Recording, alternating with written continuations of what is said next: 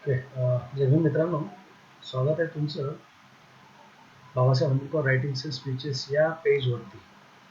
आणि जसं मी रोज बाबासाहेबांची वेगवेगळी भाषणं वाचून दाखवतो जी दिलेली आहेत बाबासाहेबांच्या महाराष्ट्र गव्हर्नमेंटनं पब्लिश केलेल्या बाबासाहेब आंबेडकर रायटिंग अँड स्पीचेसच्या वॉल्यूम 18 18व्या खंडामध्ये ही तशी टोटल 18 खंड आहेत. सॉरी, तशी ती टोटल 351 भाषणं आहेत. तर जसं जमत तसं माझं वाचून दाखवायचा प्रयत्न राहतो. तर आज माझा प्रयत्न आहे की जेवढा जास्त वेळ भाषण वाचून दाखवता येईल तेवढं जास्त वेळ आता वाचत राहावं. आता हे 6वं भाषण आहे. 6व्यानंतर जसे जमतील, जोपर्यंत मी थकत नाही तोपर्यंत आता वाचणार आहे. तर त्याच्या आधी फक्त मला तुम्ही वेगवेगळ्या ग्रुप्समध्ये हे शेअर करायला वेळ दिला तर मी आपला फार आभारी असेल. तर मी फक्त शेअर करून घेतो. आणि माझ्यासोबत इतरही कोणालाही असं वाचून दाखवायचं असेल किंवा त्यासोबत चर्चा करायची असेल तर मी आपला फार आभारी असेल. त्याकरता तुम्ही मला मेसेंजरमध्ये कॉन्टॅक्ट केला तर आपण जॉईन होऊ शकतो. कोणाला वाचून दाखवायचं असेल तर वाचून दाखवता येईल किंवा कोणाला पुस्तकाचा सार सांगायचा असेल तर विषय घेऊन चर्चा करण्यापेक्षा पुस्तकं घेऊन चर्चा करावीत असा माझा प्रयत्न आहे. तर तसं तुम्ही काही पुस्तकं वाचली असेल, वाचणार असाल आणि त्या हिशोबानं ती पुस्तकं वाचून इतरांना समजून सांगायचा तुमचाही प्रयत्न असेल तर मोस्ट वेलकम. आपण सगळे मिळून ते काम करूया. 2 मिनिट मी सगळं शेअर करून घेतो जेणेकरून जास्तीत जास्त लोक आपल्याला जॉईन होतील. तुम्ही सुद्धा वेगवेगळ्या ठिकाणी तुमच्या वॉलवर वेगवेगळ्या ग्रुप्समध्ये हे शेअर केलात तर आपला फार आभारी असेल. त्यामुळे आपल्याला जास्तीत जास्त लोक जॉईन होतील आणि त्यांचे काही प्रश्न असतील, त्याच्या काही सूचना असतील त्याद्वारे आपल्याला आपल्या व्हिडिओमध्ये योग्य तो बदल करता येईल. याशिवाय सुद्धा मी यूट्यूबवरती बाबासाहेब आंबेडकर स्टडी सेंटर नावाचं यूट्यूब चॅनल चालवतो. तर तेही जाऊन सबस्क्राईब केलं तर बरं पडेल, कारण तिथे व्हिडिओ शोधायला सोपं जाते. ठीक आहे.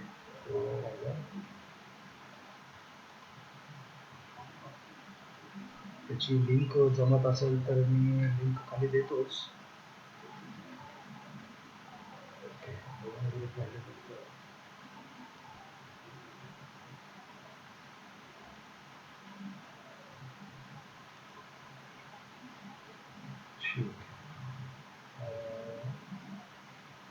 ओके, त्याची लिंक एकदा देऊन टाकतो मी इथे कमेंट सेक्शनमध्ये. कळून जाईल. ओके.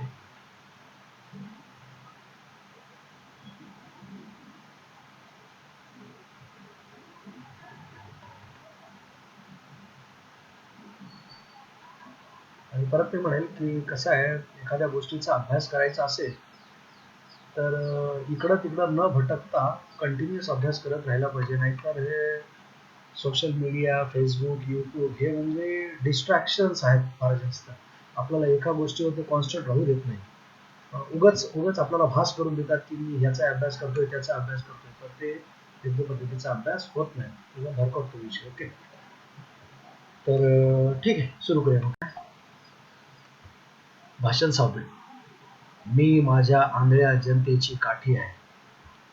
सातारा जिल्हा महार परिषदेचे अधिवेशन रहिमतपूर तालुका कोरेगाव जिल्हा सातारा येथे 1926च्या मे महिन्यात डॉक्टर बाबासाहेब आंबेडकर यांच्या अध्यक्षतेखाली भरले होते. मला सर्व व्यवस्थित दिसते काय चेक करूया.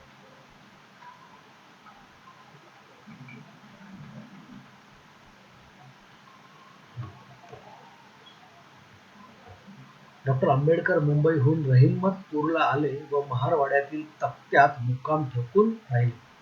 शिवतरकर, वनमाळी, गायकवाड, फुलवडीकर, खंडकर, जावळे इत्यादी मुंबईची मंडळी, कृष्णराव कदम, मासा, गायकवाड, जनार्दन रणपिसे, धर्माजी सावंत वगैरे पुण्याचे लोक आणि फलटणचे माधवराव अहिवले वगैरे सातारा जिल्ह्यातील लोक अधिवेशनासाठी आले होते.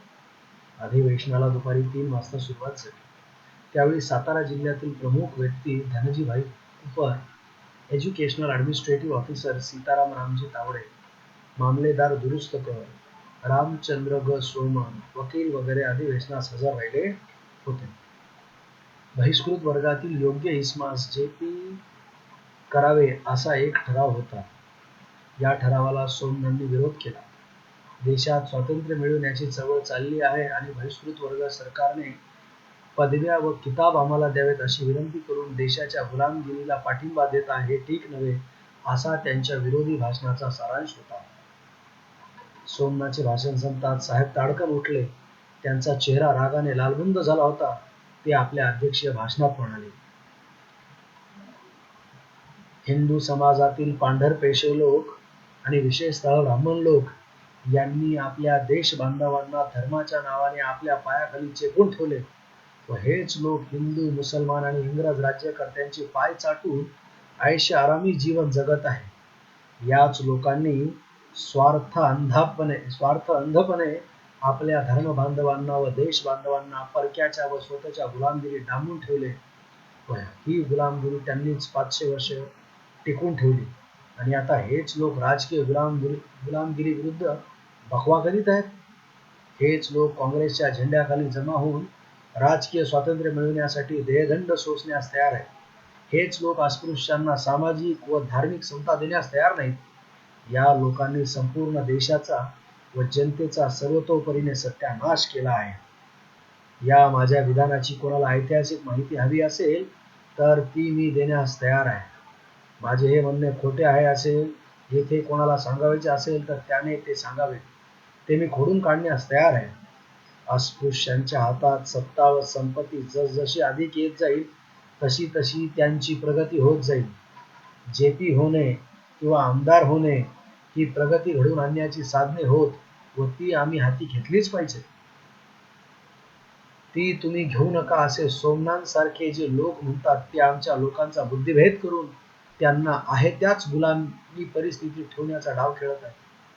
सोमनांच्या जात बहिणी गेल्या 5,000 वर्षात सोमनांच्या जात बहिणी गेल्या 5,000 वर्षात ब्राह्मणेतरांचा व अस्पृश्यांचा अनेक युक्त्या योजून छळ केला.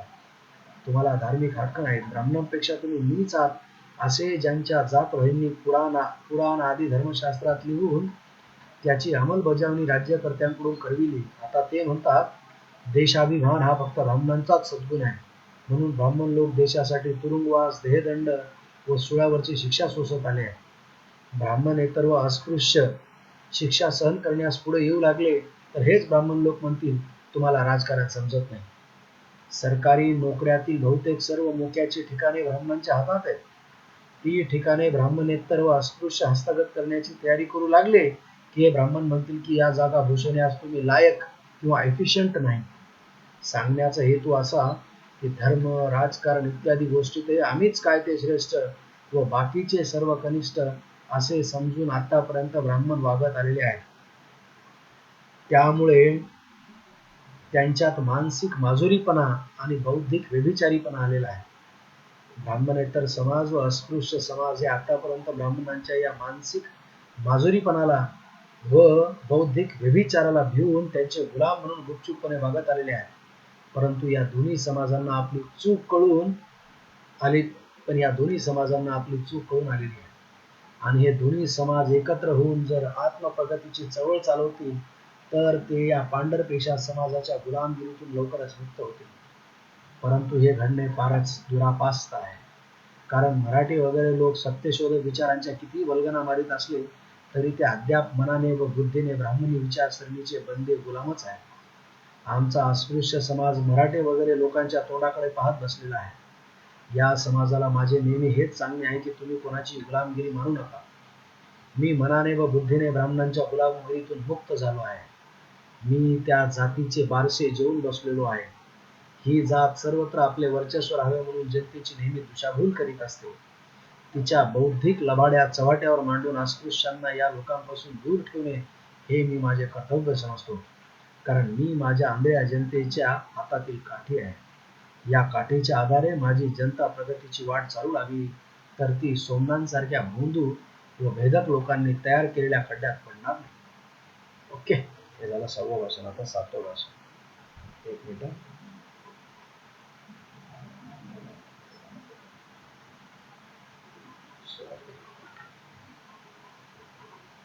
भाषण 7वे. जागृतीचा विस्तव कधीही विझू देऊ नका.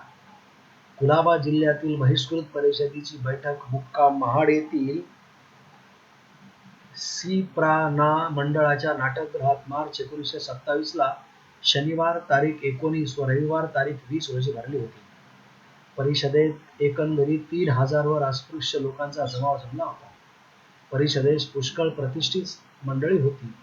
त्यात मेसर्स म्हणजे मिस्टर ग. नि. सहस्त्रबुद्धे, अनंत विनायक चित्रे, सीताराम नामदेव शिवतरकर, बाळाराम आंबेडकर, पांडुरंग नथुराम राजभोज, शांताराम अनाजी उपशाम, मोरे, रामचंद्र शिंदे, धोंडीराम नारायण गायकवाड, शिवराम गोपाळ जाधव वगैरे बहिष्कृत वर्गांपैकी मंडळी हजर होती. परिषदेच्या कामास तारीख 19 रोजी संध्याकाळी 5 वाजून गेल्यावर सुरुवात झाली. आरंभी परिषदेचे स्वागताध्यक्ष संभाजी तुकाराम गायकवाड यांनी आलेल्या मंडळीचे स्वागत करून परिषद भरविण्याचा हेतू थोडक्यात सांगितला. नंतर नियमाप्रमाणे सूचना व अनुमोदन मिळाल्यावर परिषदेचे नियोजित अध्यक्ष doctor Bhimrao Ramji Ambedkar MA PhD DSc bar at law हे स्थानापन्न झाले. ते आपल्या भाषणात म्हणाले, सद्ग्रहस्थ हो, आज आपण जो माझा गौरव केला त्याबद्दल मी आपला अत्यंत ऋणी आहे. या परिषदेचे अध्यक्षस्थान मी स्वीकारावे अशी जेव्हा मागणी मजकडे करण्यात आली त्यावेळी माझ्या नेहमीच्या स्वभावास अनुसरून मी ती टाळण्याच्या विचारात होतो. परंतु ती मला टाळता येणार नाही व टाळल्यास जनक्षोभ होईल हे जाणून मी नानू न करिता स्वसंतोषाने ती जबाबदारी स्वीकारली व तदनुसार मी आज आपणा पुढे उभा आहे. सद्ग्रहस्थ हो, आज येथे येण्यास मला एक परी अति आनंद होतो. ज्याला त्याला आपापल्या मूळ स्थानाबद्दल अभिमान जरी नसला तरी प्रेम हे असतेच. माझे वडील पेन्शन घेतल्यानंतर कायमचे वास्तव्य करावे या हेतूने दापोलीस येऊन राहिले. माझा पहिला श्री गणेशाचा धडा मी दापोलीच्या शाळेत शिकलो. परंतु परिस्थितीमुळे मी 5-6 वर्षाचा असताना घाटाचा पायथा सोडल्यानंतर घाट माथ्यावर माझे आजपर्यंतच जीवन गेले. परंतु परिस्थितीमुळे मी 5-6 वर्षाचा असताना घाटाचा पायथा सोडल्यानंतर घाट माथ्यावर माझे आजपर्यंतचे जीवन गेले. आज 25 वर्षांनी मी घाटाच्या खाली उतरत आहे. जो प्रदेश सृष्टीने आपल्या सौंदर्याने शृंगारला आहे त्या प्रदेशात पाऊल टाकल्याने कोणालाही आनंदच वाटणार आहे. ज्याला तो प्रदेश आपली मायभूमी म्हणून जिव्हाळ्याचा आहे असे वाटते त्याचा आनंद द्विगुणित झाला तर त्यात काही नवल नाही. परंतु आजच्या प्रसंगी मला जितका आनंद होतो तितकाच खेदही होतो असे म्हटल्याशिवाय माझ्याने राहत नाही. एकदा स्थिती अशी होती की हा प्रदेश अस्पृश्य जातीच्या दृष्टीने पाहता फारच पुढे गेलेला होता असे म्हणण्यास काहीच हरकत नाही. एकेकाळी अस्पृश्य जातीतील अधिकारी मंडळींनी हा प्रदेश अगदी गजबजून गेला होता. त्याचप्रमाणे पांढरपेशे लोक खेरीज करून बाकीच्या वर्गाच्या तुलनेने पाहता अस्पृश्य वर्गच शिक्षणात पुढारलेला होता. ही उन्नती ज्या कारणामुळे झाली त्यात लष्करी पेशा हे एक महत्त्वाचे कारण होते. ब्रिटिश सरकारचा अंमल चालू होण्यापूर्वी अस्पृश्य लोकांस नशीब काढण्यास किती वाव होता याबद्दल आज काही नक्की सांगता येत नाही. परंतु त्या काळी अस्पृश्यतेच्या भावना इतक्या तीव्र होत्या की अस्पृश्यांना चालताना स्पृश्यांवर सावली पडेल म्हणून वळसा घेऊन जावे लागत असे. थुंकीने रस्ता विटाळेल म्हणून गळ्यात गाडगे अडकवून हिंडावे लागत असे व ओळख पटावी म्हणून हाताला काळा दोरा बांधावा लागत असे. त्या काळी वाव असला तरी अगदीच थोडा असला पाहिजे. इंग्रज लोकांनी जेव्हा या देशात आपले पाऊल ठेवले तेव्हा कुठे या प्रांतातील अस्पृश्य लोकांना डोके वर काढण्यास संधी मिळाली. या संधीचा फायदा घेऊन त्यांनी आपल्या अंगी किती शौर्य आहे, किती तेज आहे व त्यांची बुद्धिमत्ता किती वर्षा दर्जाची आहे सिद्ध करून दिले. याचा पुरावा जर पाहिजे असेल तर जुनी आर्मी लिस्टाची बाडे चाळून पाहिली म्हणजे बस होईल. या प्रांतातील अस्पृश्य वर्गात किती सुभेदार झाले, किती जमादार झाले, किती हवालदार झाले, नॉर्मल स्कूल सारख्या शाळातून पास होऊन किती हेडमास्तरांच्या हुद्द्यावर चढले. एज्युटंट क्लार्क व क्वार्टर मास्टर क्लार्क सारख्या जबाबदारीच्या जागा किती काळनी चालून दाखविल्या याचा तपशील जर देऊ गेलो तर हे भाषण मर्यादेचे बाहेर वाढेल. इतके सांगितले म्हणजे पुरे आहे की एकेकाळी जो अस्पृश्य वर्ग सेवक म्हणून नांदत होता तोच वर्ग पलटणीतील नोकरीमुळे अधिकार संपन्न होऊन दुसऱ्या वर्गावर सत्ता गाजविता झाला होता. या पलटणीतील नोकरीमुळे हिंदू समाजाच्या रचनेत एक क्रांती झाली होती असे म्हणण्यास काहीच हरकत नाही. ज्या महार चांभार लोकांना गावात मराठी वगैरे लोक शिवून घेत नसत व ज्यांनी जोहार किंवा रामराम केला नाही तर मराठी लोक आपला अपमान झाला असे समजत तेच मराठा शिपाई महार व चांभार सुभेदारास लावून सलामी देत व असत व क्यूबे म्हणून जर त्यांनी म्हटले तर डोळे वर करून बघण्याची त्यांची ताकद होत नसे. एवढा अधिकार अस्पृश्य जातीतील लोकांस या देशातील कोणत्याही प्रांतात यापूर्वी केव्हाही प्राप्त झाला नव्हता असे म्हणता येईल. या प्रांतातील अस्पृश्य लोकांनी आपला दर्जा वाढविला होता. इतकेच नव्हे तर त्यांची शिक्षणातही विलक्षण प्रगती झाली होती. त्यांच्यातील 90% लोक साक्षर होते. इतकेच नव्हे तर 50% लोक तरी वरच्या दर्जाचे सुशिक्षित होते. त्यातल्या त्यात विशेष ध्यानात ठेवण्यासारखी गोष्ट ही ह्या शिक्षणाचा प्रसार पुरुष मंडळीत होता. इतकेच नव्हे तर स्त्रियातही होता. काही स्त्रिया तर शिक्षणात इतक्या प्रवीण होत्या की भर पुरुषाच्या सभेत पुराणाचा अन्वयार्थ करून सांगत असत. या शिक्षणातील प्रगतीला त्यांचा लष्करी पेशा बऱ्याच अंशी कारणीभूत झाला. इंग्रजी राज्यात सुरुवात होऊन 150 वर्ष होऊन गेली असता देखील प्राथमिक शिक्षण सक्तीचे व मोफत करण्यात येत नाही. याबद्दल खेद वाटून ते आता तरी सुरू करा असे जे लोक म्हणतात त्यांना एक गोष्ट ठाऊक नाही असे दिसते. ईस्ट इंडिया कंपनीला शिक्षणप्रेमी लोक नेहमी दोष देतात की कंपनीने राज्य चालविताना आपल्या फायद्याकडे काय ते लक्ष दिले, लोकांच्या शिक्षणाकडे काहीच लक्ष दिले नाही. ही गोष्ट सर्वस्वी खरी नाही. निदान कंपनीच्या मिलिटरी खात्यापुरती तरी ही गोष्ट साफ खोटी आहे. ज्यांनी ज्यांनी म्हणून मिलिटरीत पिढ्यानपिढ्या नोकरी केली ते ग्वाही देऊ शकतील की कंपनीच्या अनुदानित प्राथमिक शिक्षण मोफत व सक्तीचे होते. प्राथमिक शिक्षण मुलास व त्याचप्रमाणे मुलीसही सारख्याच रीतीने लागू केले जात असे. मुलास प्राथमिक शिक्षणाशिवाय खालच्या दर्जाचे दुय्यम शिक्षणही सक्तीने लागू केले जात असे. सक्तीचा प्रकार काही साधा व सोपा नव्हता. मूल शाळेत न गेले तर पालकास दंड देऊन सुटता येत नसे. विशेष ध्यानात घेण्यासारखी गोष्ट ही सक्ती बालक वर्गापुरती नसे. नवीन भरती झालेले वयातील रिक्रूट यांनाही रात्रीच्या शाळेत जाण्यास सक्ती करण्यात येत असे. कंपनीचे राज्य संपुष्टात आल्यानंतर बादशाही अंमल सुरू झाला व 57 सालचे बंड मोडल्यानंतर जेव्हा इंग्रज सरकारने हिंदुस्थानातील सैन्यासंबंधी चौकशीकरिता एक कमिशन नेमले होते त्यात काही साक्षीदारांनी सैन्यात शिक्षणाचा प्रसार झाला तर अनर्थ ओढवेल असे प्रलाप काढले. त्यास भिवून मिलिटरी खात्यात जारी असलेल्या शिक्षणाकडे प्रथमतः दुर्लक्ष करण्यात आले व शेवटी त्याचा अगदी बिमोड करण्यात आला. ते कसे असो, जोपर्यंत ते शिक्षण जारी होते तोपर्यंत अस्पृश्य वर्गाचा अतोनात फायदा झाला होता. या शिक्षणाचा उपयोग त्यांनी अशा उत्तम तऱ्हेने केला की त्यांच्याबद्दल स्वाभिमान वाटल्या वाचून राहणार नाही. या ज्ञान प्रसारामुळे अस्पृश्यात जो ग्रंथ संग्रह झाला तो त्यांच्या संख्येच्या मानाने अफाट होता असे म्हटल्यास अतिशयोक्ती होणार नाही.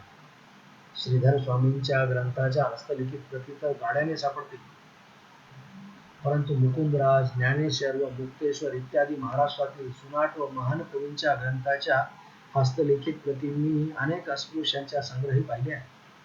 इतकेच नव्हे तर अस्पृश्यांच्या घरी काही दुर्मिळ अशा ग्रंथांच्या प्रती सापडतील अशी माझी खात्री आहे. ज्ञानेश्वर महाराजांनी पंचीकरण नावाचा एक ग्रंथ लिहिला होता. ही गोष्ट फारशी ऐकिवात नाही, पण हा ग्रंथ मी एका माझ्या आता दिवंगत झालेल्या मित्राच्या घरी पाहिलेला आहे. काही वर्षापूर्वी श्री पांगारकर यांनी राघव चित्तधर या कवीने लिहिलेला ज्ञानसुधा नावाचा ग्रंथ कोणाजवळ असल्यास कळवावे अशी केसरी जाहिरात दिली होती. या ग्रंथाची हस्तलिखित प्रत त्यांना सापडली नसल्यास त्यांना ती माझ्या एका अस्पृश्य मित्राच्या संग्रही पाहाव्यास सापडेल. या अस्पृश्य जातीच्या लोकांस ज्या काळी विद्येची सर्व दारे बंद होती त्यावेळी त्यांना असा ग्रंथ संग्रह करण्यास किती सायास पडले असतील व किती द्रव्याचा व्यय करावा लागला असेल याचा विचार ज्याचा त्यांनीच करावा. ही ज्ञानाची लालसा त्यावेळच्या समाजास भूषणावं आहे याबद्दल दुमत होणे शक्य नाही. दुसऱ्या तऱ्हेने पाहता त्या काळच्या लोकांनी आपल्या ज्ञानाचा उपयोग योग्य प्रकारे केला असे दिसून येईल. सार्वजनिक व्यवसायात पडणाऱ्या लोकांचे वर्गीकरण केले तर असे आढळून येईल की काही नामके वाचते तर काही कामके वाचते म्हणून सार्वजनिक कार्यात पडतात आणि जे पडतात त्यात नामके वाचते अशांचाच भरणा जास्त असतो. हल्ली अस्पृश्यांची जी चालक मंडळी आहे त्यातही नामके वाचते लोकांचा काही कमी भरणा नाही. पुण्यातले लोक म्हणतात की अस्पृश्यातील जागृतीचे मूळ उत्पादक आम्ही आहोत. मुंबईतही हा मान सर्वस्वी आमचा आहे असे म्हणणारे काही लोकप्रिय लोक आहेत. डिप्रेस क्लासेस मिशन सोसायटी भारतीय निराश्रित सहाय्यकारी मंडळीच्या काही चालकांचे असे म्हणणे आहे की अस्पृश्यातील जागृती ही आमच्यापासून सुरू झाली आहे.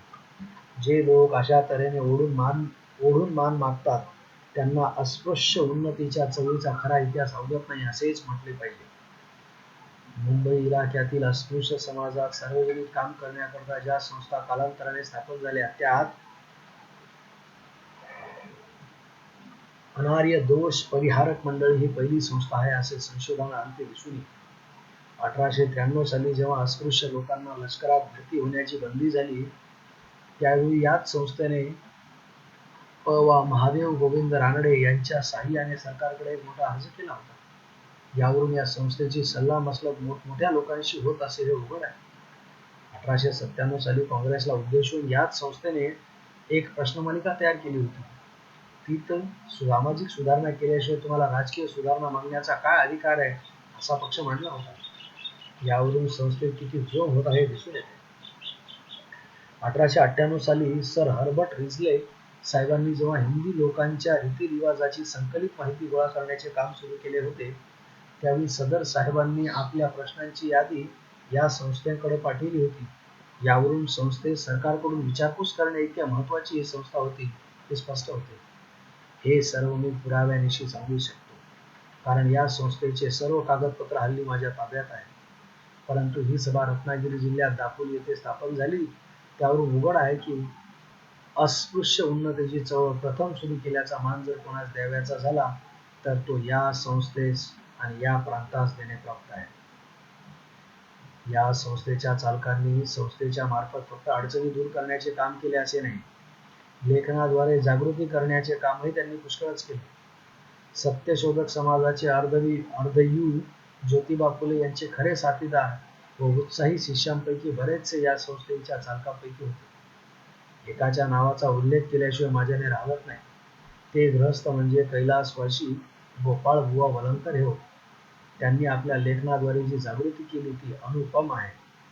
ज्यांना ती पाहावयाची असेल त्यांनी दीनबंधूच्या जुन्या फायली वाचून पाहाव्यात म्हणजे कळेल. अशी ज्या लोकांची एकेकाळी उन्नत स्थिती होती त्या लोकांची आजची स्थिती किती अवनत झाली आहे. तारतम्य दृष्टीने जर पाहू गेलो तर या प्रदेशातील अस्पृश्य वर्गाची स्थिती इतकी खालावली आहे तारतम्य दृष्टीने जर पाहू गेलो तर या प्रदेशातील अस्पृश्य वर्गाची स्थिती इतकी खालावली आहे की त्यांचे इतके दरिद्री अशिक्षित व मूळ लोक इतर प्रदेशातील अस्पृश्य वर्गात नाहीत असे म्हणण्यास काहीच प्रत्यवाय नाही. या प्रांतातील अस्पृश्य वर्गाच्या स्थितीत असा खेदजनक व शोचनीय फेरफार कसा झाला आहे एक गूढ प्रश्न. याचे नेहमी देण्यात येणारे उत्तर असे आहे की ब्रिटिश सरकारने अस्पृश्यांची लष्करात भरती करण्याचे बंद केल्यापासून हा अनर्थ उडवला आहे. या म्हणण्यात पुष्कळसा खरेपणा आहे याबद्दल मला मुळीच शंका नाही. राजकीय दृष्ट्या नैतिक दृष्ट्या अथवा आर्थिक दृष्ट्या कोणत्याही प्रजाजनास सरकारी नोकरीत बंदी करणे अन्यायचे आहे. अस्पृश्य समाजातील लोकांस लष्कर भरतीतून बंद करणे हे पक्षपातीपणाचे लक्षण तर आहेच पण हे विश्वासघाताचे त्याचप्रमाणे मित्रद्रोहाचेही लक्षण आहे असे म्हणावे लागेल. अस्पृश्यांच्या साह्याशिवाय ब्रिटिश सरकारचा या देशात केव्हाच प्रवेश झाला नसता. मराठी शाहीचे उच्चाटन इंग्रजांना कसे करता आले याची इतिहास संशोधकांकडून अनेक कारणे देण्यात येतात. कोणी मराठी शाहीत माजलेला जातीवाद हे कारण देतात, कोणी मराठी शाहीत आपापसात वाढत असलेली तेढ व दुही हे कारण देतात. पण यापैकी एकही कारण खरे नाही असे माझ्या अल्पमतीस वाटते. मराठ्यांमध्ये जातीभेदामुळे किंवा दुहीमुळे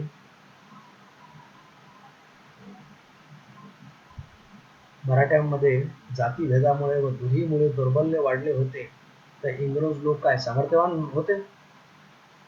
खरे म्हटले असता ज्या काळी इंग्रजांनी हा देश काबीज करून घेतला, त्यावेळी इंग्लंड देशाला नेपोलियनने दे माय धरणी ठाय करून सोडले होते.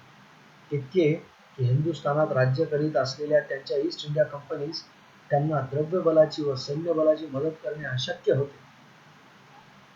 उलट पक्षी नेपोलियनच्या तडाख्यातून सुटका करण्यासाठी ईस्ट इंडिया कंपनीपासून द्रव्यबलाची व सैन्यबलाची मागणी केली. हिंदुस्थानात इंग्रजांची अशी दुर्बल स्थिती असताना त्यांनी हा देश कसा काबीज केला?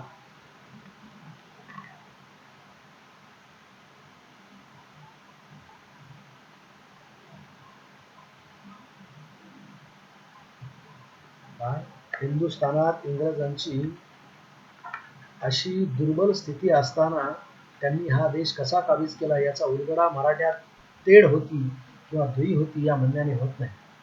मला असे वाटते की याला समाधानकारक असे एकच उत्तर देता येईल, ते हेच की या देशात येऊन एक देशीय लोकांचे सैन्य जर इंग्रजांना उभारता आले नसते, तर हा देश त्यांना केव्हाच पादाक्रांत करता आला नसता. यावर आमच्या दयाळू व न्यायप्रेमी इंग्रज सरकारास मी अशी सूचना करतो की त्यांनी आपणा स्वतःला असा प्रश्न विचारावा की या एकदेशीय सैन्यात कोणाचा भरणा होता, व ते जर आपले जुने दप्तर तपासून पाहतील तर त्यांना दिसून येईल की या त्यांच्या सैन्यात अस्पृश्यांशिवाय दुसरे कोणीही नव्हते. तेव्हा हे उघड आहे की अस्पृश्यांचे बळ जर इंग्रजांच्या पाठीमागे नसते, तर हा देश त्यांना केव्हाच काबीज करता आला नसता. ज्या लोकांनी सैन्यात भरती होऊन देश हस्तगत करून दिला, त्याच लोकांची सैन्यातून हकालपट्टी व्हावी ही न्यायाची तरा मोठी मासलेवाईक आहे असे म्हणणे भाग आहे. इंग्रज लोक कसे कार्यसाधू लोक आहेत याचे दुसरे एक उदाहरण नुकतेच घडलेले आपला सर्वांस विदित असेलच. 1917 साली सुरू झालेल्या महायुद्धाच्या प्रसंगी आमच्या सरकारला पुन्हा अस्पृश्य वर्गाची आठवण झाली. आमच्या अस्पृश्य वर्गाची पलटणीत शिरण्याची उत्सुकता नेहमीच अनावर असते. एका पलटणीपुरती मागणी होती, पण 2 पलटणी होतील इतकी माणसे आप खुशीने तयार झाली. सरकारने एक पलटण उभी केली. एकदा झालेली बंदी उठून पुन्हा लष्कर भरती सुरू झाली, याबद्दल सर्वांनाच आनंद वाटला. या प्रांतातील अस्पृश्यांच्या भाग्योदयास पुन्हा प्रारंभ झाला अशी आशा वाटू लागली. परंतु लढाई संपल्यानंतर काटकसरीच्या नावाखाली पलटण कमी करण्यात आली. या सरकारच्या ताल बेताल वर्तनास काय म्हणावे हे समजत नाही.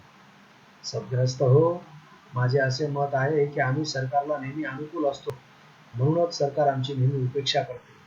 सरकार देईल ते घ्यावयाचे, सांगेल ते ऐकावयाचे, ठेवील तसे राहावयाचे अशी जी आमची दास्यत्वाची वृत्ती होऊन गेली आहे, तीच सरकारकडून होत असलेल्या उपेक्षेचे मुख्य कारण आहे. आमच्यावर होत असलेला अन्याय आम्ही मुकाट्याने सहन करतो. उजव्या गालावर कोणी थप्पड मारल्यास आम्ही आपला डावा गाल पुढा करतो, पण मारणाऱ्याचा प्रतिकार करण्यास आमचा हात वर जात नाही. आकाश जरी कोसळले तरी आम्ही एखाद्या हवालदिलाप्रमाणे नशीब म्हणून स्वस्थ बसतो.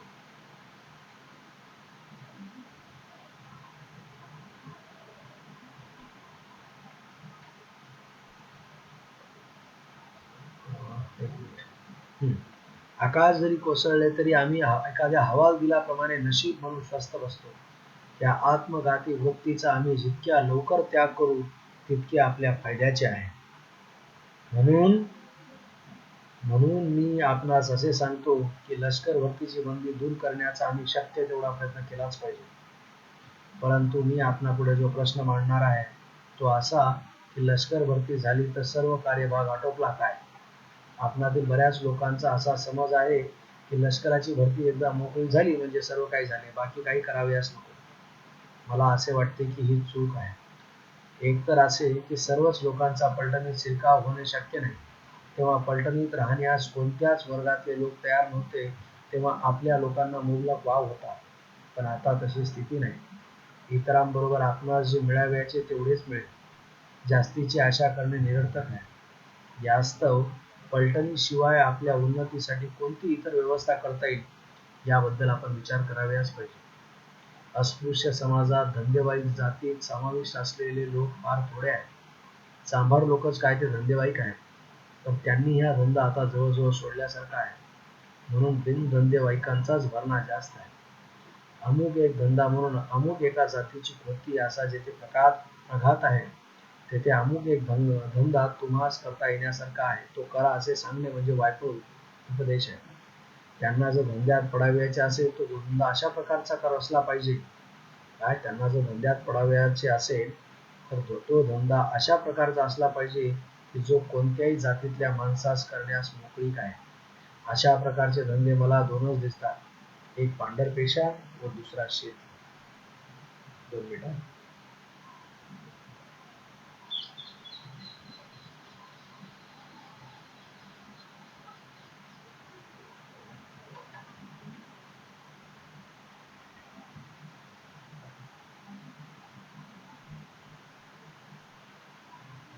ठीक आहे.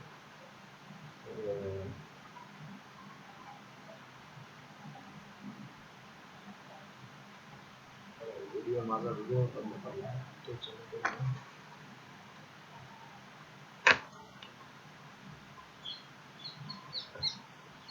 ठीक आहे.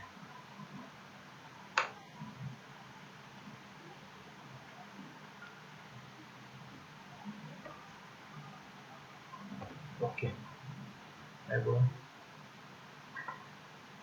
पांढरपेशा अस्पृश्य वर्गाच्या लोकांनी स्वीकारावा.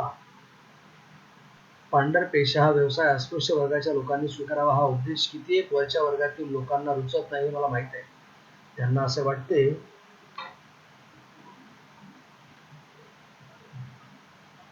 असे वाटते की अस्पृश्य वर्गाच्या लोकांनी सुतारी, लोहारी, विणकरी वगैरे व्यवसाय करावे, पण काही झाले तरी पांढरपेशा स्वीकारू नये.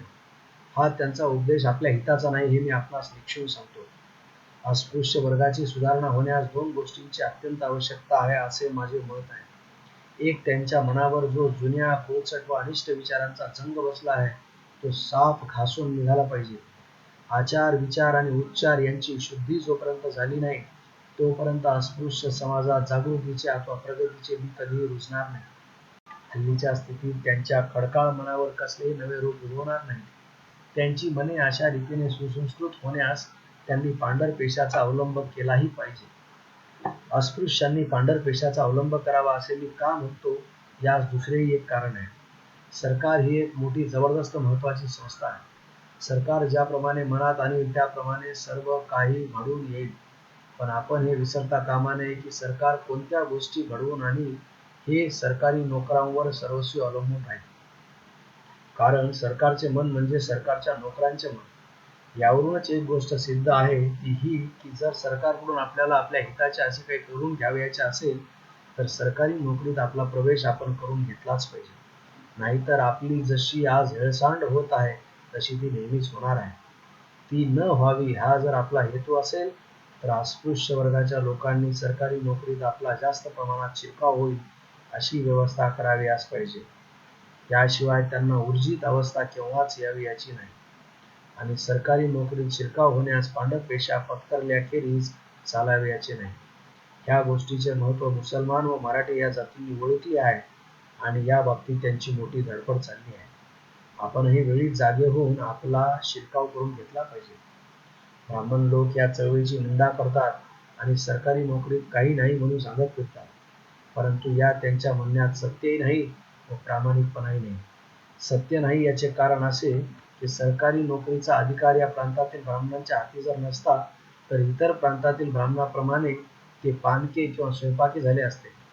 येथील ब्राह्मणाचे श्रेष्ठत्व नुसत्या पुराणाच्या आधारावर असते तर इतर ठिकाणाप्रमाणे कधीच ढासळले असते, पण त्याला सरकारी नोकरीच्या अधिकाराचा पाठिंबा असल्यामुळे ते टिकले आहे. जसा असत्य तसा हा युक्तिवाद दिशाभूल करणारा आहे. कारण ब्राह्मणांनी सरकारी नोकऱ्यांचा काही अभिलाष सोडला नाही, उलट त्यांची चिकाटी आहे ती आहेच. तेव्हा त्यांच्या असत्य व अप्रामाणिक युक्तिवादाला आपण फसून जाता कामा नये. सद्ग्रस्त हो, या प्रसंगी मला एका खेदकारक गोष्टीची आठवण करून देणे भाग पडत आहे. मी मागे सांगितले आहेच की हा प्रदेश सुभेदार जमादार यांनी गजबजलेला होता व या लोकांनी अनेक उपयुक्त गोष्टी केल्या, पण एक गोष्ट केली नाही व ती जर केली असती तर ती आपल्या सर्वांच्या कामी आली असती. ती गोष्ट ही की त्यांनी आपापल्या मुलास शिक्षण दिले नाही. सद्ग्रस्त हो, हे लोक काही गरीब नव्हते. त्यांच्या कालाच्या मानाने त्यांना फारच मोठे पेन्शन मिळत असे. त्यांनी मनात जर आणले असते तर आपापल्या मुलांना BA MA पर्यंतचे शिक्षण त्यांना देता आले असते. याचा परिणाम काय झाला असता याची कल्पना सहज करता येण्यासारखी आहे. ही शिकलेली मुले आज मामलेदार, कलेक्टर, मॅजिस्ट्रेट वगैरे हुद्द्यावर जर चढली असती तर आज सर्व अस्पृश्य समाजावर त्यांचा वज्र पंजर असता. त्यांच्या छत्रछायाखाली आपली वाढ झाली असती. परंतु तसे न झाल्या कारणाने आज आपण उन्हात तापत पडलो आहोत, अगदी करपून जात आहोत. माझी अशी दृढ भावना झाली आहे की आपण अशा प्रकारची आपल्यावर सावली करून घेतल्याखेरीज आपली मुळीच वाढ होणार नाही. ही सावली पांढर पेशा पत्करून सरकारी नोकरीत आपला शिरकाव करून घेतल्याखेरीज होणार नाही. म्हणून आपणा सर्वांस मी अशी सूचना करत आहे की आपण आधी उच्च प्रतीच्या शिक्षणाकडे विशेष लक्ष पुरविले पाहिजे. एक मुलगा BA झाल्याने आपल्या अस्पृश्य समाजास तो जसा आधार होईल तसा 1000 मुले 4थी शिकून पास झाली तरी होणार नाही. प्राथमिक शिक्षणाकडे दुर्लक्ष करावे असे मी म्हणत नाही. मी जे म्हणतो ते हे की हल्लीची आपली परिस्थिती अशी चमत्कारिक आहे की वरच्या प्रतीचे शिक्षण घेत असलेल्या मुलाला जितक्या लवकर शिखरास नेऊन पोहोचू तितके बरे. याकरिता या प्रांतात आपल्या लोकांकरिता एखादे बोर्डिंग असणे अत्यंत आवश्यक आहे. ठाणे आणि कुलाबा जिल्हा यातील विद्यार्थ्यास सोयीस्कर व्हावे म्हणून मी पनवेल मुक्कामी बोर्डिंग काढण्याची योजली आहे. त्यास तुम्ही सर्वजण द्रव्यद्वारा शक्यनुसार मदत कराल अशी आशा आहे. दुसरा धंदा मी जो आपणास सुचविला आहे तो शेती आहे. हा धंदा सुचविण्यात माझा हेतू असा आहे की आपल्या अस्पृश्य वर्गाने आर्थिक दृष्ट्या स्वतंत्र रीतीने जीवित घालविण्याची व्यवस्था करावी. आज अस्पृश्य वर्गात समाविष्ट होणाऱ्या जातीपैकी महार जात म्हणजे एक भिकार लोकांचा तांडा आहे असे म्हणाव्यास काही हरकत नाही. दररोज हक्काने दारोदार शिळे तुकडे टोपल्याच्या टोपल्या गोळा करून चरितार्थ चालविण्याची या जातीला सवय पडून गेली आहे. या प्रघातामुळे या जातीला मुळी गावात इज्जत नाही, मान मरातब नाही. या रिवाजामुळे या जातीचा स्वाभिमान नष्ट झाला आहे. काही म्हणा जोड्यात वागवा पण मला तुकडा वाढा, काही म्हणा जोड्यात वागवा पण मला तुकडा वाढा अशी या जातीची वृत्ती बनून गेलेली आहे. या रिवाजामुळे या जातीला स्वतंत्रतेने आपल्या उन्नतीचा मार्ग आक्रमणे शक्य नाही. कारण आज जर देवळात शिरू म्हटले, सार्वजनिक पानवट्यावर पाणी भरू म्हटले, मेलेले जनावर ओढणार नाही म्हटले तर उद्या गावातील लोकांच्या भाकऱ्या बंद झाल्या की यांच्या नाड्या मेल्याच. अशा रीतीने शिळ्या आणि उष्ट्या तुकड्यांसाठी आपली माणुसकी विकणे ही गोष्ट मोठ्या लाजेची आणि शरमेची आहे. हा तुकडा मागवायचा सोडून गावातील इतर लोकांप्रमाणे जर शेती केली तर होणार नाही काय? शेती विकत घेणे हे अस्पृश्य लोकांना कदाचित कठीण जाईल, पण जंगल खात्याच्या कितीतरी पडीक जमिनी आहेत, त्या जर एखाद्या अस्पृश्य वर्गाच्या माणसाने मागणी केली तर त्याला मिळण्यासारख्या आहेत. पण या गोष्टी घडून कशा याव्यात? मला असे वाटते की जोपर्यंत आम्हाला शिळे तुकडे खाव्यास मिळत आहे तोपर्यंत आहे ही स्थिती बहुतेक कायमच राहील. जुना मार्ग जोपर्यंत चालू आहे तोपर्यंत नव्या मार्गाने जाण्यास कोणीच निघणार नाही. जुन्या मार्गाचा अवलंब करून आज माणुसकीला आपण दुरावलो आहोत. तो मार्ग किती दिवस तुम्ही चालू ठेवाल याच्यावर तुम्ही विचार करा सद्ग्रस्त हो.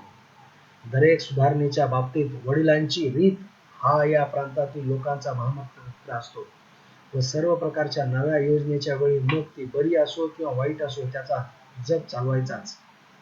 याचा अर्थ वडिलांनी काही बाबतीत असमंजसपणाने एखादा प्रघात सुरू केला तर त्याच्या वंशजांनी मग तो प्रघात त्यांना किती विघातक असो तो चालूच ठेवायचा. सर्वच ठिकाणी जुने ते सोने या म्हणी जर आपण धरून बसलो तर नवीन सुधारणा कधीच होणार नाही. शिवाय दरेक आईबापाची अशी इच्छा नसावी काय की आमच्या मुला लेकरांची स्थिती आमची आहे त्या तिच्यापेक्षा काकणभर तरी अधिक चांगली असावी. अशी ज्यांची इच्छा नसेल त्या आई बापाच्या जोडप्यात व पशुच्या जोडप्यात काय अंतर आहे मला समजत नाही. सद्ग्रस्त हो, तुम्ही आपल्यासाठी जरी नाही तरी आपल्या संततीसाठी मी जे सांगतो याकडे लक्ष द्या. आज आपणास भाकरी मिळते तेवढी बस आहे या मोठ्या भानगडी आम्हास नकोत. अर्धी सोडून सगळीच्या मागे कोणी जावे असा आपण पोक्तपणाने प्रश्न करा. पण मी आपणास इशारा देतो की मी सांगतो त्या दिशेने तुम्ही प्रयत्न केला नाही तर आज जी चतकोर भाकरी मिळत आहे ती उद्या मिळणार देखील नाही. हे विचार मी फक्त आपल्या पुढे मांडले असे नाही जेथे जेथे मला बोलण्याचा प्रसंग आला तेथे तेथे मी हेच विचार मांडले आहे. आपल्याला विशेषतः सांगवायची गोष्ट ही की आपण सर्वांनी जागृतीचे काम विशेष जोराने करावयास पाहिजे. पलटणीच्या पिढीचा नष्टांश झाल्यापासून या प्रांतातील लोकांना मृत कळ आल्यासारखी झाली आहे. कसल्याच प्रकारची हालचाल नाही. घाटावर अनेक परिषदा होऊन गेल्या तेव्हा आता कुठेही सभा होत आहे. जागृतीचा विस्तव तुम्ही कधी विजू देता कामा नये. या जागृतीच्या कामासाठी तुम्हाला काही स्थानिक पुढाऱ्यांची जरुरी आहे. मार्गदर्शकाशिवाय मार्ग चालणे अशक्य वाटते. आपल्यातील जे काही पेन्शनर लोक आहेत त्यांनी या गोष्टीत लक्ष घालणे हे त्यांचे कर्तव्य आहे.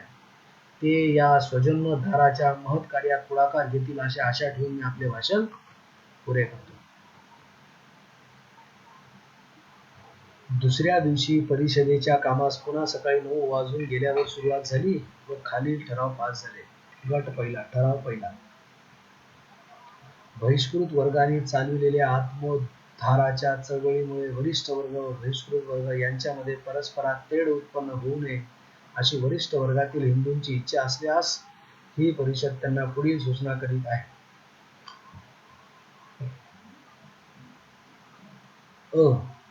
बहिष्कृत वर्गातील लोक सार्वजनिक स्थळे व पानवटे यांचा उपयोग करून आपले नागरिकत्वाचे हक्क बजावण्याचा प्रयत्न करीत असताना वरिष्ठ वर्गातील लोक त्यांच्याशी सर्व प्रकारचे व्यवहार बंद करून त्यांच्या विरुद्ध हरताळ जाहीर करतात.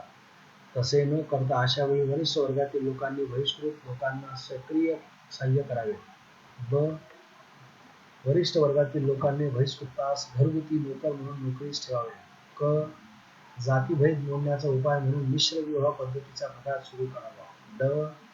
बहिष्कृत वर्गातील गरीब विद्यार्थ्यांची आपले घरी वार लावून किंवा त्यांच्या भोजनाची तरतूद करून त्यांना मदत करावी.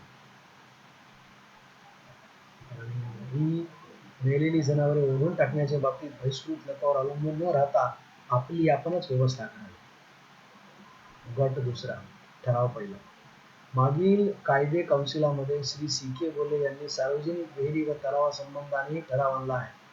त्याची सरकारने अंमलबजावणी करून त्या ठिकाणी पाट्या लावण्याची व्यवस्था करावी आणि जरूर तर क्रिमिनल प्रोसिजर कोड सेक्शन 144 अंमलात आणून स्थानिक पुढाऱ्यांचे जामीन घेऊन अस्पृश्यांना सगळी हक्क उपभोगण्यास मदत करावी. ठराव दुसरा. ही सभा सरकारास अशी विनंती करीत आहे की खेडेगावी कित्येक ठिकाणी अस्पृश्यांची पाणी पिण्याची अत्यंत गैरसोय होते ती दूर करण्याची व्यवस्था करावी. ठराव तिसरा. बहिष्कृत लोकांच्या आर्थिक उन्नतीस्तव फॉरेस्ट जमिनी लागवडीस द्याव्या. ठराव चौथा. अत्यंत मागासलेल्या बहिष्कृत वर्गाचा आर्थिक दर्जा वाढविण्याकरता व त्यांचे दुःख निवारण करण्याकरता सरकारने खालील गोष्टींकडे लक्ष द्यावे.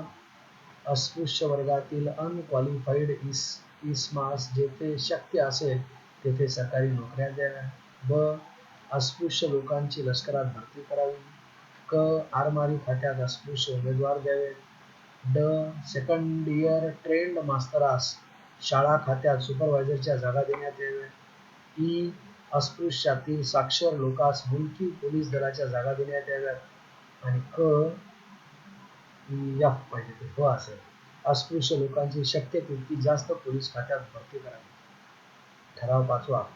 सरकारी कामानिमित्त रयतेकडून बलुते देण्याची पद्धत बंद करून त्याच्याऐवजी गावकरी लोकांवर सिटी वगैरे प्रांतात ज्याप्रमाणे सेस बसविण्यात आला आहे त्याप्रमाणे येथेही सेस बसवून त्यातून कामगारास मासिक पगार देण्याची पद्धत अंमलात आणावी. ठराव सहावा. बहिष्कृत वर्गाची मृत मांस खाण्याची चाल सरकारने कायद्याने बंद करावी कारण ती मुळे आरोग्यास धोका पोहोचून बहिष्कृतांचा दर्जा अत्यंत हीनपणाचा ठरतो. ठराव सातवा. शिक्षण व दारूबंदी या बाबतीत सक्ती करण्यात यावी. ठराव आठवा. श्रीयुत एम के जाधव यास डेप्युटी कलेक्टरची जागा न दिल्याबद्दल या सभेस अत्यंत दिलगिरी वाटते. श्रीयुत एम के जाधव यास डेप्युटी कलेक्टरची जागा न दिल्याबद्दल या सभेस अत्यंत दिलगिरी वाटते. ठराव नववा. 111व्या पलटणीमध्ये पूर्वी उभारलेल्या फंडात महाड तालुक्यातील नोकरीत असलेल्या गृहस्थांची रक्कम आहे. त्यातून या तालुक्यातील अस्पृश्य वर्गाच्या मुलांसाठी एक बोर्डिंग काढण्यात यावी. ठराव दहावा. शिक्षणाच्या बाबतीत अधोगतीस गेलेल्या बहिष्कृत समाजाच्या उन्नती प्रित्यर्थ खालील गोष्टी अंमलात आणाव्या. शिक्षणाची प्रगती कशी होईल याची चौकशी करण्याकरता एक कमिटी नेमण्यात यावी. ब. जिल्हानिहाय बोर्डिंगे उघडावी. क. खाजगी संस्थांनी चालवलेल्या बोर्डिंगास मुलापाठी प्रत्येकी दरमहा ₹10 ग्रँट द्यावी. ड. 30 मुले असलेल्या गावी शाळा उघडावी. आणि ई. शिष्यवृत्त्या द्याव्या. गट तिसरा. ठराव पहिला. ही परिषद बहिष्कृत वर्गातील पंचांना वरट्यास विनंती करते की मुलांच्या लग्न प्रसंगी ठिकठिकाणच्या पंचांनी खालील गोष्टी अंमलात आणाव्या. अ. 20 वर्षाच्या आतील मुलांची व 15 वर्षाच्या आतील मुलींची लग्न करण्याची चाल बंद करण्यात येईल. ब. ज्या ठिकाणी शाळा असेल तेथील लोकांनी मुलामुलीस शिक्षण दिलेच पाहिजे अशी पंचांनी ताकीद द्यावी. मोडल्यास दोषास पात्र व्हावे लागेल असा नियम करावा. क. पुनर्विवाह करण्यापूर्वी उभयता वधूवरांची योग्य चौकशी केल्याशिवाय पुनर्विवाह लावू नये. ड.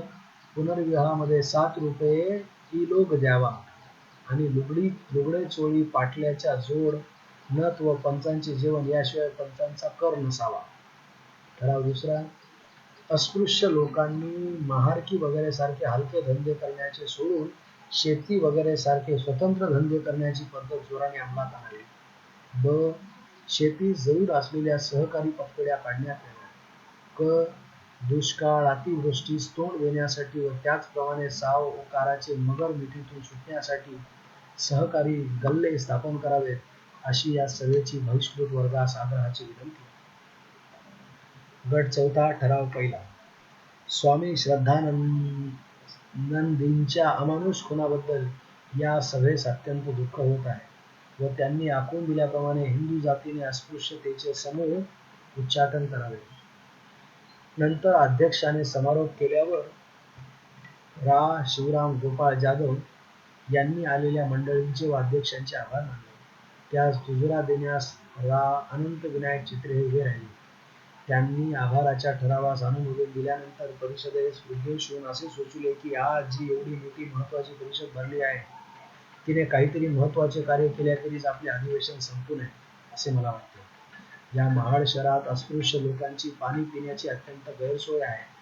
ही गैरसोय दूर व्हावी म्हणून येथील म्युनिसिपाल्टीने येथील तळी सर्व जातीच्या लोकांस खुली केली आहेत असे ठरावाने कधीच जाहीर करून टाकले आहे. परंतु त्या तळ्यावर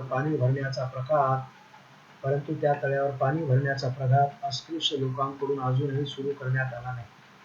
तो प्रघात जर आज या परिषदेने पाडून दिला तर या परिषदेने एक मोठी महत्वाची कामगिरी बजावली असे म्हणता येईल.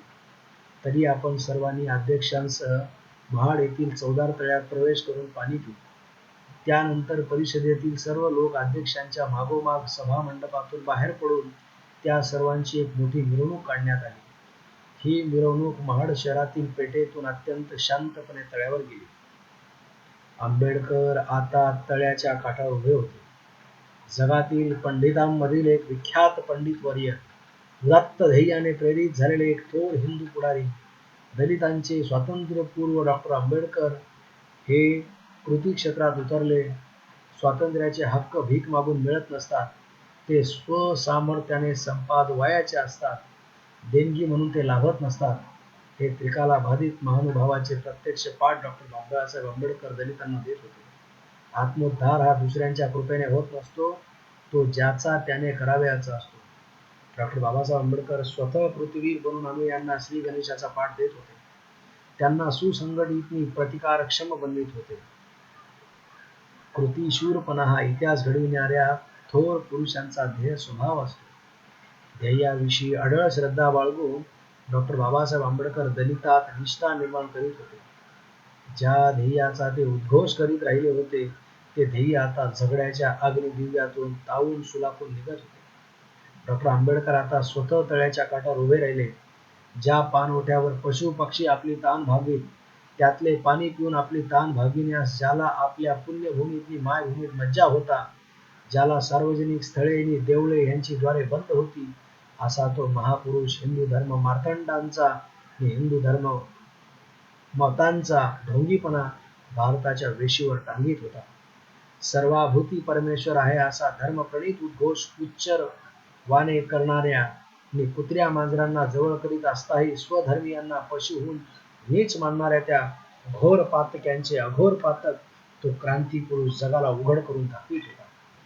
आंबेडकर चौदार तळ्याच्या पायऱ्या उतरून खाली गेले. ते खाली वाकले आणि त्यांनी तळ्यातील एक मंजळभर पाणी प्राशन केले. त्या प्रचंड जनसमुदायाने आपल्या नेत्याचे अनुकरण केले. त्यांनी आपला नागरिक त्याचप्रमाणे मानवी हक्क बजावला. लागलीच परिषदेच्या ठिकाणी मोर्चा शांतपणे पसरला आणि विसर्जन पावला. नेत्याने योग्य वेळी कृतीपूर्ण पाऊल टाकले पाहिजे. जे काम शेकडो ठरावांनी होत नाही ते अशा एका कृतीने सफल होते. कार्लाइजने म्हटलेच आहे की कृती हे मानवाचे खरे उद्दिष्ट आहे. अशा प्रकारे प्रचंड कार्य करून परिषद समाप्त झाली. जो तो घरी परतण्याच्या तयारीला लागला. भारताच्या 3 सहस्त्र वर्षांच्या इतिहासातील परममंगल असा तो भाग्याचा दिवस, माणुसकीचा समानतेचा संदेश भारतास देणारा तो सोन्याचा दिन 20 मार्च 1927 हा होय. डॉक्टर आंबेडकरांच्या जीवनातील परम भाग्याचा तो दिवस. त्या दिवसापासून डॉक्टर आंबेडकरांच्या कीर्तीच्या लाटा एकामागून एक सर्व देशभर पसरत गेल्या. महाड येथील वरिष्ठ वर्गाच्या लोकांचा अत्याचार. परिषद संपल्यानंतर अध्यक्ष व इतर मुंबईची पाहुणे मंडळी जेथे उतरली होती तेथे म्हणजे सरकारी बंगल्यावर गेली व बाकीचे लोक आपापल्या गावी जाण्याकरिता निघण्यापूर्वी भोजनगृहाकडे गेले. सुमारे 2 वाजण्याच्या सुमारास वीरेश्वराच्या देवळातील विरव अस्पृश्य लोक वीरेश्वराच्या देवळात शिरणार होते. तरी तुम्ही धावून देवळाचे संरक्षण करण्यास चला अशी खोटी दवंडी गावात देत सुटला. अस्पृश्य वर्गांनी तळे वाटविले असा वचपा काढण्यासाठी सिद्ध असलेल्या वरिष्ठ वर्गाच्या लोकांस ऐकेच निमित्त मिळाले. दवंडी ऐकल्याबरोबर 400-500 लोक विश्वेश्वराच्या देवळात काट्या सोटे घेऊन जमा झाले व देवळात अस्पृश्य लोक शिरणार आहेत असा गोंगाट करू लागले. हे पाहून शहर फौजदार डाक बंगल्यावर आले व डॉक्टर आंबेडकरांना विचारू लागले की आपले लोक देवळात शिरणार आहेत, यास्तव शहरातील लोकांनी देवळाजवळ गर्दी केली आहे, तर मी त्यांना काय सांगू. यावर डॉक्टर आंबेडकरांनी त्यास सांगितले की आम्हाला देवळात शिरण्याची इच्छा नाही व जरुरी नाही, तरी तुम्ही लोकांची या बाबतीत खातरजमा करून त्यास शांत करावे.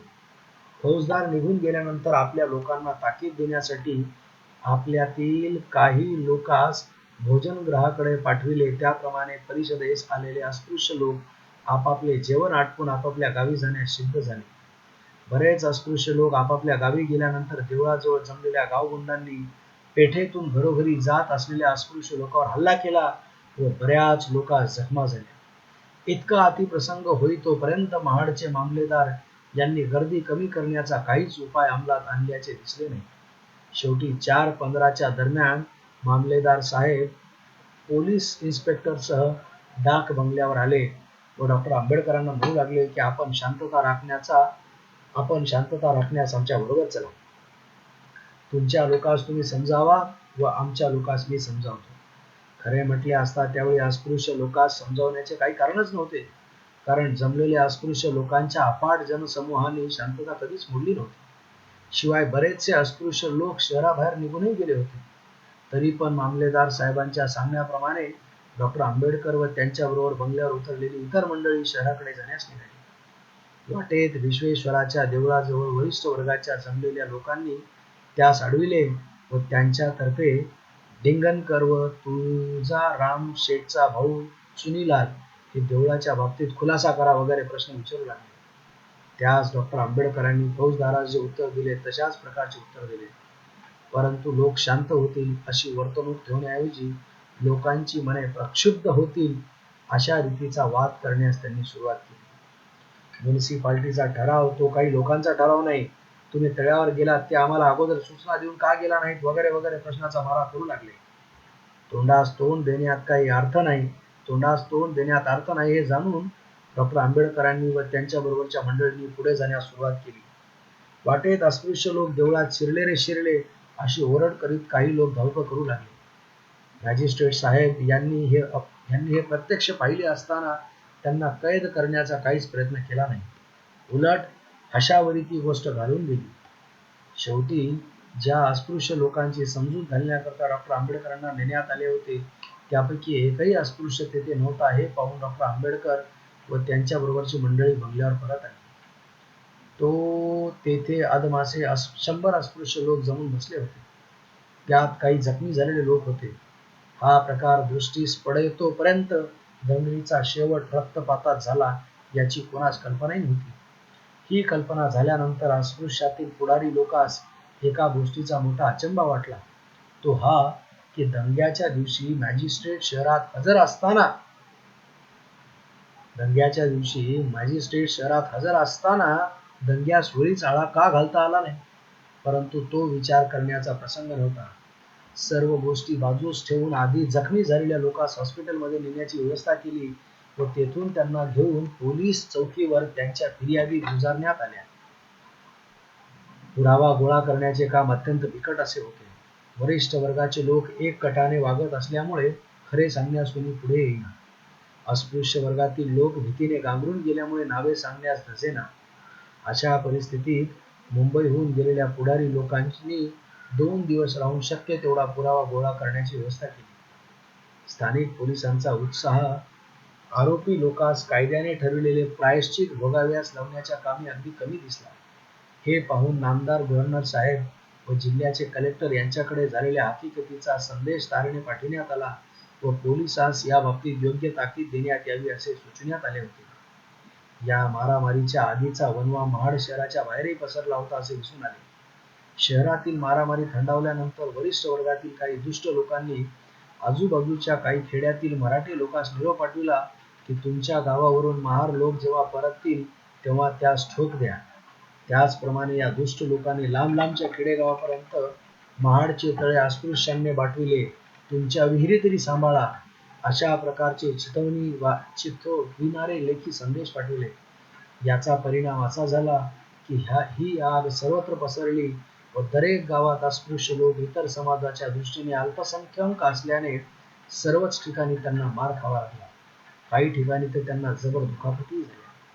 या लोकांचा बचाव व्हावा म्हणून ज्या गावामधून अशा प्रकारचे अत्याचार झाले व ज्या ज्या लोकांनी केले अशांची यादी तयार करून कुलाबा जिल्ह्याचे पोलीस सुपरिटेंडंट यांच्याकडे पाठविण्यात आले. इतके झाल्यानंतर मंगळवारी सकाळी मुंबईतील लोक अधिक रजा नसल्या कारणाने परत आले. डॉक्टर आंबेडकर व चित्रे हे मागे राहिले. त्यांनी डिस्ट्रिक्ट सुपरिटेंडंटची पुन्हा गाठ घेऊन झालेली सर्व हकीकत कळविली व पोलिसांनी अस्पृश्य लोकांचा तरुणोपाय होण्यास काय काय केले पाहिजे हे समजावून सांगितले. मंगळवारी संध्याकाळी महाड शहरातील ब्राह्मणेतर पुढारी यांची एक खाजगी बैठक बोलवण्यात आली. झालेल्या महाड येथील दंग्यात ब्राह्मणेतरांनी विशेष पुढाकार घेतल्याचे दिसून आल्यावरून त्यांच्या पुढाऱ्यांकरवी अशा दुष्ट कृत्यास आळा घालण्याची काहीतरी उपाययोजना व्हावी या हेतूने ही खाजगी बैठक बोलवण्यात आली होती. परंतु खेदाची गोष्ट आहे की 1-2 माणसे केलीच करून अशा प्रकारच्या वर्तनास आळा घालण्याचे कामी सर्वांनीच अंग झटकले. एवढा खटाटोप करून चित्रे व आंबेडकर बुधवारी मुंबईस परत आले. ही परिषद कोणत्याही दृष्टीने पाहता महत्वाची झाली यात संशय नाही. तिचे परिणाम बरे की वाईट हे कालांतरानेच ठरेल, परंतु ती परिणामकारक झाली असे म्हणावयास हरकत नाही. परिषद यशस्वी करण्याचे कामी तसेच मारामारी होऊन जखमी झालेल्या लोकांस मदत करण्याचे कामी महाड येथील चांद्रसेनीय कायस्थ जातीतील तरुण पिढीने जी अंग मेहनत केली त्याबद्दल कुलाबा जिल्ह्यातील अस्पृश्य वर्ग त्यांचा सदैव ऋणी राहील. ओके, हे भाषण संपलेलं आहे. 7वं भाषण. आता पुढचं 8वं भाषण. राज्याचा अभिमान नसेल तर राज्य टिकत नाही. पुढच्या सत्रामध्ये बघूया. थोडा मी ब्रेक घेतो. ओके, धन्यवाद.